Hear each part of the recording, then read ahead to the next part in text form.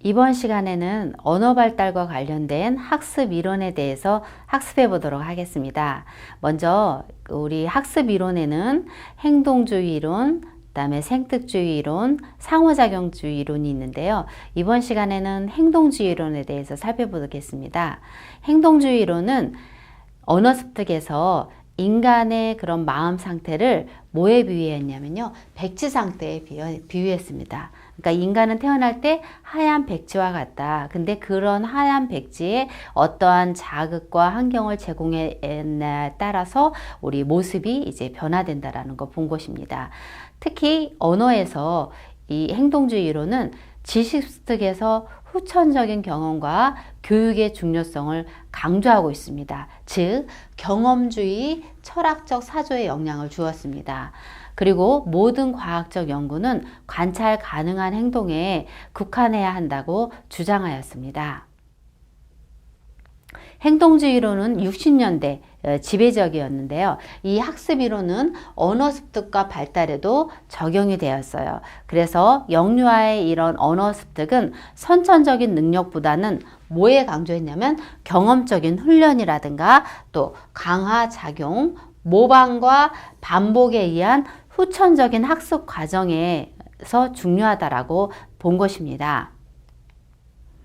언어 습득에서 우리 행동주의로는 두뇌의 사고 과정에 의한 것이 아니라 백지 상태에서 태어난 영유아가 주위에 그런 사람들의, 즉 부모라든가 이런 그 사람들이 사용하는 언어를 모방하면서 배우게 된다라는 것이죠. 그리고 강화받은 것이 계속 반복되는 그런 기계적 습관 형성에 의해서 이루어진다라고 보고 있습니다.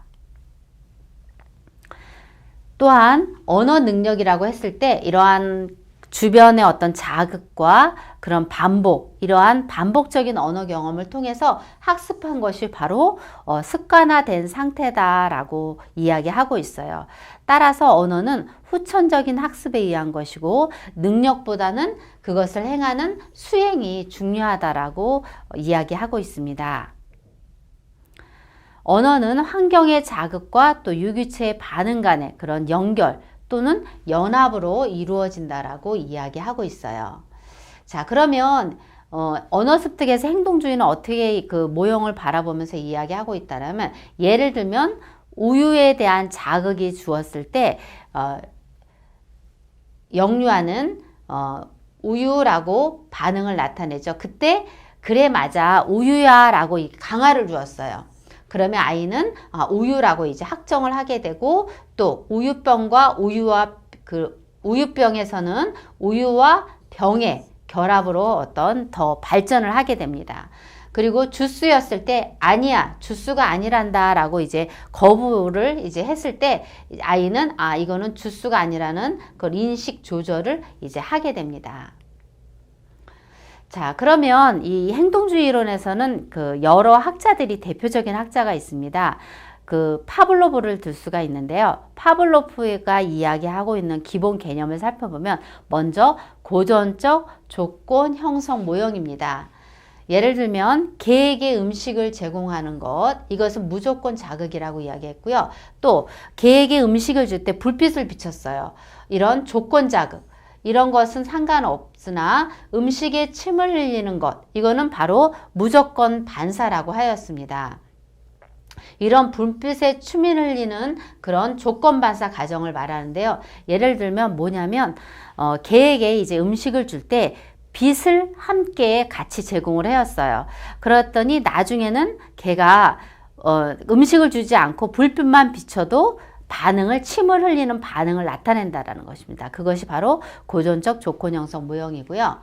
그 다음에 이제 송어는 어떠한 행동을 제거할 때를 말하는데요. 음식 없이 이제는 불빛만 제시했더니 침의 분비량이 점점 작아지다 전혀 이제 분비되지 않는 것, 이것을 바로 우리가 소거라고 이야기하고 있습니다. 그 다음에 이제 자극의 일반화는 하나의 자극에 조건 형성이 되었어도 비슷한 다른 자극에 의해 일반화되는 것을 여기서 이야기합니다. 예를 들면 종소리에 침을 분비하였어도 비슷한 예를 들면 종소리 대신에